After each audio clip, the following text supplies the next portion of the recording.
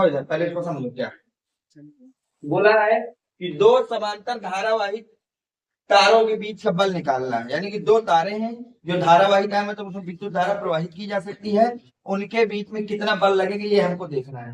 तो मान लिया कि ये दो तार हैं, एक तार है PQ, एक तार है RS।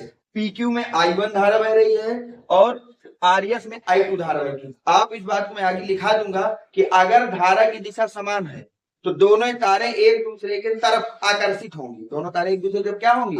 अगर धारा विपरीत है तो दोनों तारे एक दूसरे से उल्टा चलेगी। ठीक है यहाँ तक। तो इसलिए मैंने कह दिया कि इसका जो बल लगेगा वो इसकी तरफ लगेगा और इसका बल, यानी कि दोनों तारे एक दूसरे के पास आना चाहेंगी। और दोनों तारों के बीच की दूरी कितना है R। अगर मैं यहाँ पर विद्युत क्षेत्र निकालूं, क्या निकालूं, फ्लेमिंग के बाएं हाथ के नियम से। देखो विद्युत धारा की दिशा में मैंने अंगूठा रख दिया, फिंगर को कर्व करेंगे तो जिधर को फिंगर जाएगा वही विद्युत क्षेत्र होगा। जैसे ही रखोगे तो फिंगर कहाँ जाएगी, अंदर, और अंदर की चुंबकीय क्षेत्र को कैसे दिखाते हैं, गुणा करके।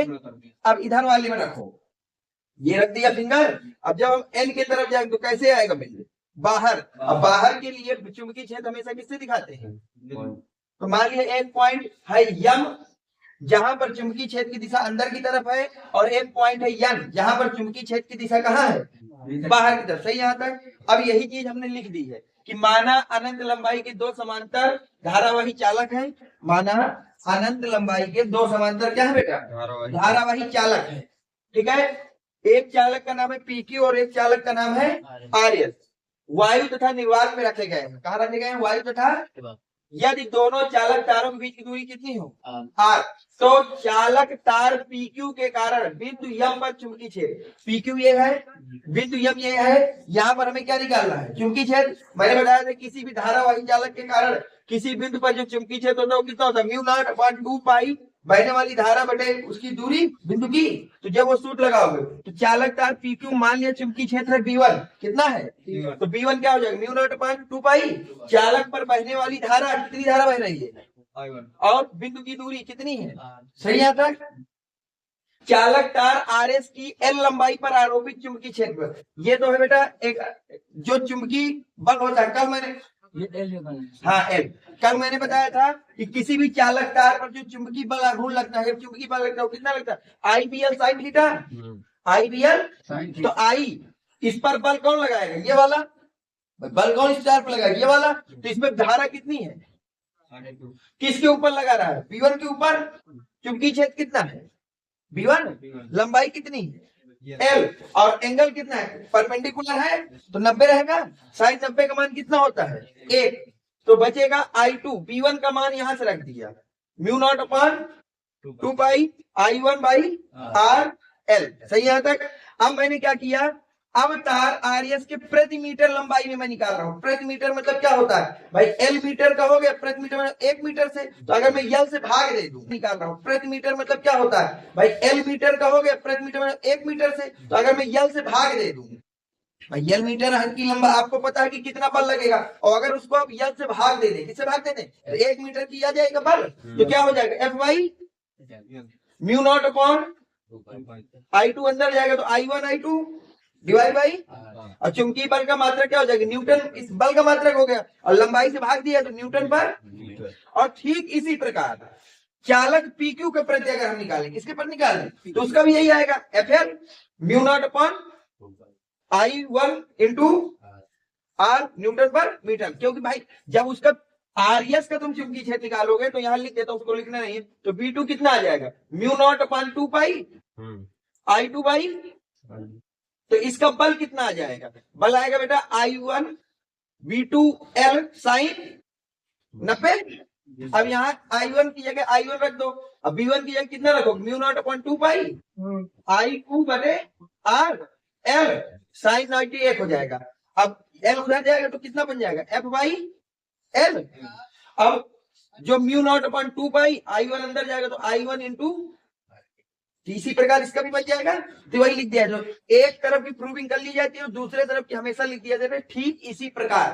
ठीक, तो ठीक इसी प्रकार चालक PQ पर जो प्रति मीटर लंबाई में बल आएगा वो कितना आएगा, F/L = μ0/2 pi I1 into I2 by R newton पर।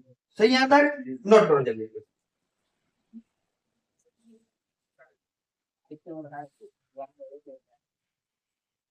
देखो इधर यहाँ पर पहला पॉइंट ये कह रहा है कि जो दो समांतर धारावाही चालक हैं, जो दो समांतर धारावाही क्या है बेटा, चालक, एक दूसरे पर समान लंबाई पर, यानी कि अगर उनकी लंबाई समान है तो जितना बल ये इसकी तरफ को लगाएगा उतना ही बल ये है, बोला गया है कि अगर दो धारावाही चालक हैं, दो का है धारावाही चालक, और एक दूसरे से समान लंबाई पे रखे हैं तो उनमें लगने वाला जो चुंबकीय बल होता है वो कैसा होता है, समान। ठीक है। पॉइंट नंबर 2 कहता है कि दोनों समांतर तारों में धारा की दिशा यदि समान है, दोनों समांतर तारों में यदि धारा की दिशा क्या है, समान, मतलब ऊपर जा रही तो ऊपर, नीचे जा रही है तो नीचे, तो उनपे जो लगने वाला बल होता है वो एक दूसरे को क्या करता है, आकर्षित करता है, एक दूसरे को क्या करता है। पॉइंट नंबर 3 कह रहा है दोनों समांतर तारों में, दोनों धारा की दिशा यदि विपरीत है, यानी कि एक धारा ऊपर को जा रही है तो एक धारा कहाँ जा रही है, तो दोनों में कौन सा बल लगेगा, मतलब ये बल इधर को जाएगा और ये बल, मतलब ये बात कह रहा है कि अगर विपरीत धारा में है तो ऐसा होगा। यहाँ तक सही सब कुछ। आगे पॉइंट नंबर 4 क्या कह रहा है,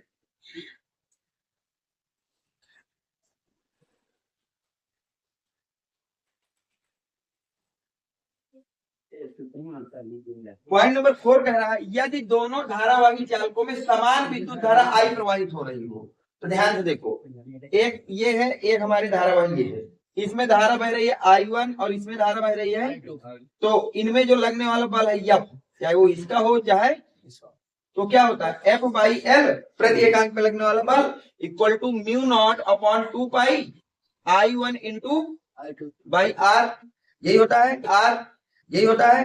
फिर उसने बोला है यदि दोनों धारावाही चालकों में समान विद्युत धारा बहे, यानी कि I1 बराबर हो जाए I2 बराबर किसके हो जाए, I के, किसके बराबर हो जाए, तो नया बल क्या हो जाएगा प्रति एकांक लंबाई में F/L μ0/2 इंटू I² यहाँ तक। अगर μ0/2 यदि दोनों धारावाही चालकों में समान विद्युत धारा बहने लगे, कैसी धारा बहने लगे, तो उनपे जो लगने वाला प्रति एकांक लंबाई में बल होगा वो बल कितना होगा, F/L होगा μ0/2 I²/R। Case number next note, यदि I का मान हो जाए 1 एम्पियर, I का मान कितना हो जाए, तथा R का मान हो जाए आपका 1 मीटर, यानी कि I बराबर 1 एम्पियर और R बराबर 1 मीटर, तो देखिए प्रति एकांक लंबाई में बल, तो प्रति एकांक लंबाई में लगने वाला बल क्या बेटा F/L, सही है, इक्वल टू μ0/2 1 का स्क्वायर इंटू 1, यानी कि ओवरऑल F/L किसके बराबर बन जाएगा, μ0/2, अब μ0/2 का मान होता है बेटा 2 × 10⁻⁷, 2 × 10⁻, मात्रक होता है न्यूटन पर मीटर। प्रति एकांक लंबाई में जो लगने वाला बल होता है वो कितना होता है बेटा, तो लिखा कहाँ है, हाँ सही आंसर। तो अगर प्रति एकांक लंबाई में विद्युत धारा समान बह रही है तो बल कितना होगा μ0/2 I²/R। अगर विद्युत धारा का मान 1 है, विद्युत धारा का मान कितना है, और दोनों के बीच की दूरी है 1 मीटर, कितने मीटर, तो उनके बीच में जो प्रति एकांक लंबाई में लगने वाला बल होता है वो कितना होता है 2 × 10⁻⁷ न्यूटन पर मीटर। नोट डाउन ये वाला, ये कह रहा है अगर विद्युत धारा समांतर रखे, विद्युत धारा समान हो या ना हो, अगर ये दोनों तारे कैसी रखी, जितना बल ये वाली तार इसको लगाएगा उतना ही बल ये तार इसके ऊपर लगाएगी, ये समान मतलब बल लगे, हाँ समान।